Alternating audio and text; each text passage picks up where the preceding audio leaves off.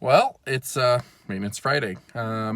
Today I'm going to tackle why I have a couple lights showing up on my dashboard on my 2002 Toyota 4Runner. Let me show you what I got and kind of go with what I'm going to do to try it out. I'm not a mechanic. I really only do things that I think I can tackle, and then I move on to pay somebody. So hopefully this works, and if it does, I will post. So as you can see when my car is running, I have a check engine light and the VSC off and the VSC traction control kind of come up. I have a scan gauge, and if I go into the codes and then I look at the actual codes, it's a P1135. You look it up online, it talks about being an O2 sensor out. It looks like it's because it's a California model, which I really didn't know about my truck beforehand.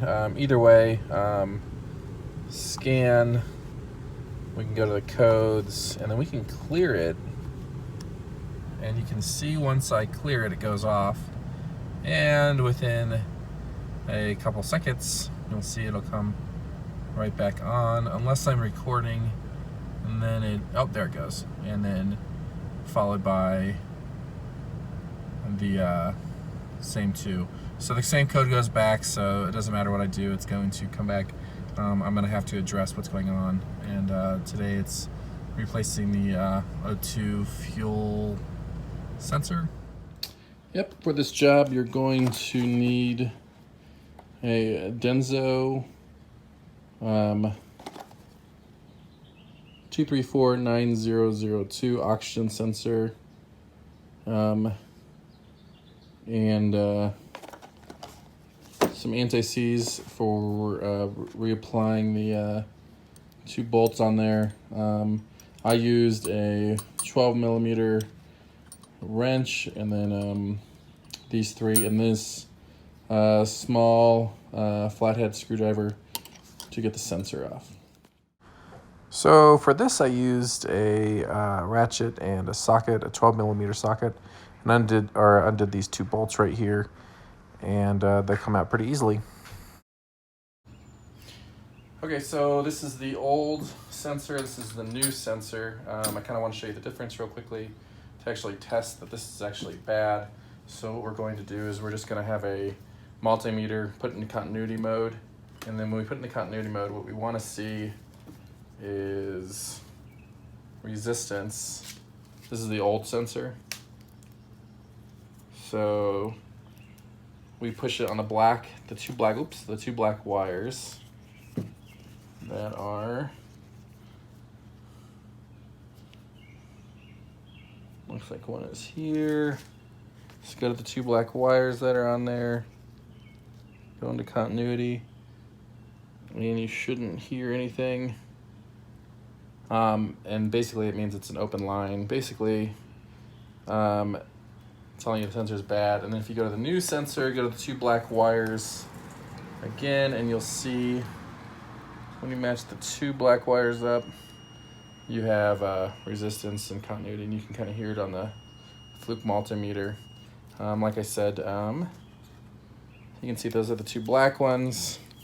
You go along and you'll see that it's that the sensor isn't working. You go to the two black and you get nothing. So you're looking to make sure that the new one actually has a open line, and you can see it does. So that's how you know that the actual O2 sensor on your 2002 4Runner has actually gone bad. Okay, the new sensor is on. As you can see, I spread some anti-seize right here and here over those two bolts. Come back over here to where the connector is at, and you just push it until you hear it click. When you get that and you are pulling that out, I suggest that you use a small Phillips head, and you look at the actual new sensor, and you'll see there is up top right here, there's a clip you push in, wiggle out, don't force, obviously plastic breaks. The idea is to not break anything, not to cause any more money. It's pretty simple. There's a gasket that goes in there. Just be aware of how it comes out. So you put the new one back in the exact same way. And there it is. Let's go ahead and start the 4runner up and see what we get. Okay, so I am in the 4runner. As you can see, I haven't turned it on yet. Scan. It's not showing any store codes yet. I'm gonna turn it back on. Sometimes I've noticed that some of this stuff will clear itself once it sees that it's in there. I don't think this is going to.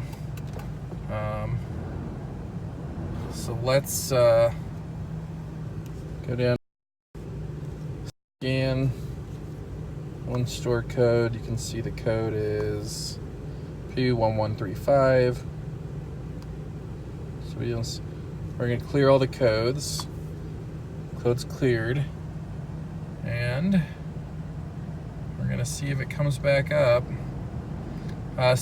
Before this, it was pretty fast. It would come back up. So what I'm going to do is I'm going to quickly just go for like a 10-minute ride, come back, update you, give you a little bit of lessons learned, how long this whole thing took me, and we'll go from there.